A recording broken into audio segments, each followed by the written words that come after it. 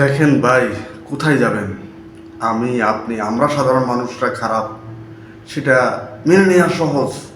কিন্তু দেখেন, একটা মসজিদের ইমাম সাহেব মসজিদের পাশে একটা রুমের ভিতরে যদি এভাবে একটা মহিলাকে নিয়ে তার স্ত্রী হতো, সেটা মেনে নেওয়া যেত, সেটা মানার চেষ্টা করতাম। কিন্তু না, কোথাকার কোন মহিলাকে নিয়ে এভাবে শারীরিক সম্পর্ক করতেছে, শারীরিক মিলামিশা করতেছে। ভাই, ওয়াজ তো হচ্ছে সকাল বিকাল দুপুর রাত, সব সময় ওয়াজ হচ্ছে, কিন্তু কাজে আসতেছে না। শুধু এই কারণে হুজুর ওয়াজ করতেছে, কিন্তু হুজুরের আমল আখলাক ভালো না। আমি ক্ষমা চেয়ে নিচ্ছি, আমি সবাইকে মেনশন করতেছি না, এমন যারা করে তাদেরকে উদ্দেশ্য করে বলতেছি, আপনার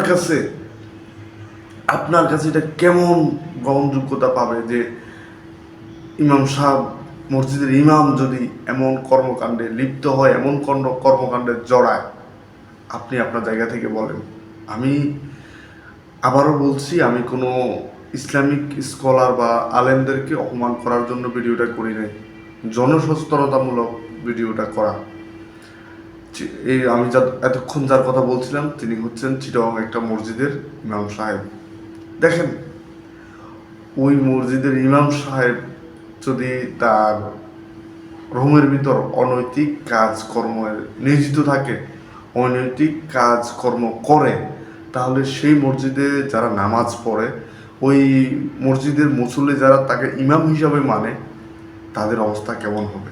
আমি বলি না যে তার জন্য সবাই খারাপ। ইমাম সাহেবের যদি আমল আখলাকের এমন অবস্থা হয়, তাহলে আমরা সাধারণ মানুষ যারা আছি, আপনি আমরা কোথায় যাব? মনে হয় না বেশি দিন আমরা সৃষ্টিকর্তার সন্তুষ্টি অর্জনের জন্য এ দুনিয়ায় থাকতে পারবো। কারণ আল উলামাউ ওয়ারাসাতুল আম্বিয়া, অর্থ হচ্ছে আলেমরা নবীর উত্তরসূরি। আস্তাগফিরুল্লাহ, যদি এই লোকের এই কথা বলে, এই কথা উদাহরণ দেয়, তাহলে কত নিকৃষ্ট একটা উদাহরণ হবে। আমি জানি না আপনার কাছে এই ভিডিওটা দেখে কেমন কি মনে হবে। আমি আবারও ক্ষমা চেয়ে নিচ্ছি, কেউ আমার ভিডিওটাকে অন্যদিকে ছড়ানোর চেষ্টা করবেন না। আমি জনের সচেতনতামূলক ভিডিওটা পোস্ট করা, নিজের মনের রাগ থেকে, কষ্ট লাগা থেকেই এই কথাগুলো বলে ভিডিওটা প্রেজেন্ট করা। না হয় আমি ভিডিও না দিলে অনেকে আমাকে অন্যভাবে প্রেজেন্ট করতেন, যে মিথ্যা বলছো বা মিথ্যা অবিশ্বাস করতেন, যেন কেউ আমাকে দোষারোপ করতে না পারে, কেউ আমাকে হ্যাঁ অন্যায় করছি সেটা বলতে না পারে। তার জন্যই ভিডিওটা আমি আমার পাশে রাখছি।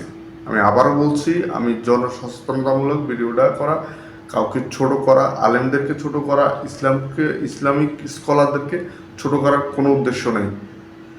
যারা এই কাজগুলো করেন, ভাই 2 হাত জোর করে বলি, অন্তত নবীর সুন্নত, দাড়ি, টুপি, মসজিদের ইমামত্ব, নেতা, এগুলার এই শব্দটাকে ছোট করবেন না। কারণ ইসলামে আপনি কম শিক্ষিত হন, বেশি শিক্ষিত হন, আপনি যত বড় আলেম হন আর যত ছোট আলেমই হন, আপনাকে ইমাম হিসাবে সমাজে হোক, শহরে হোক, যেখানেই হোক, যেখানেই থাকেন, যেখানেই কর্মরত থাকেন, সব জায়গায় আপনাদেরকে মানুষ খুব সম্মান করে। হোক সে রিক্সা ড্রাইভার আর হোক সে সচিব, সবাই সম্মান করে। আপনারা অন্তত